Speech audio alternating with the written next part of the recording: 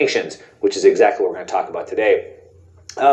The big thing seems to be that Russia does not want Ukraine to get into NATO. They do not want that. They need this buffer zone. Now, should I care? Should you care about this?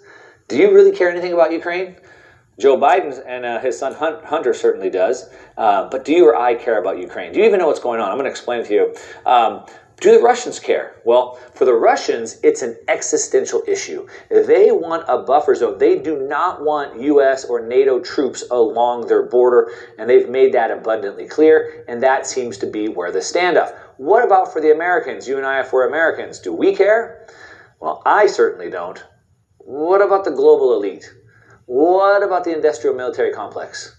What about the warmongers? Let's take a look at that. Now, what we can see here, and again, this is seeding all over the news, we can see that the Ukraine crisis, there's no sign of a Russian de-escalation. No sign. So Russia's going full bore ahead, and it's on. But check out this I came across that I thought was pretty useful. For those that might be wondering, why does anybody care about Ukraine? We can see here, we see Ukraine is first in Europe in proven recoverable reserves of uranium. First in Europe in uranium. I'll say that again. You know we have energy crisis. I've been doing videos all about the energy crisis going throughout Europe, the United States, and really the world.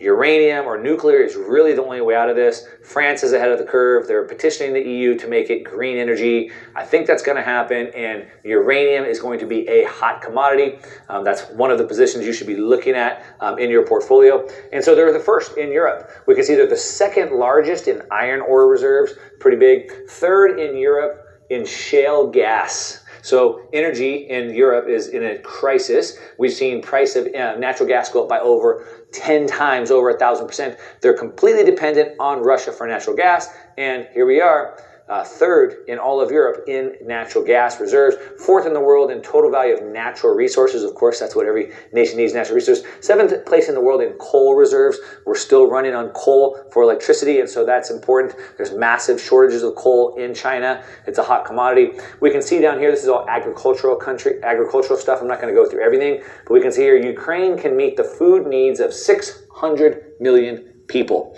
because of the agriculture, the type of soil they have, the arable land, the amount of sun, etc. What they're exporting. And then Ukraine is an industrialized economy, second in Europe for natural gas pipeline systems in the world.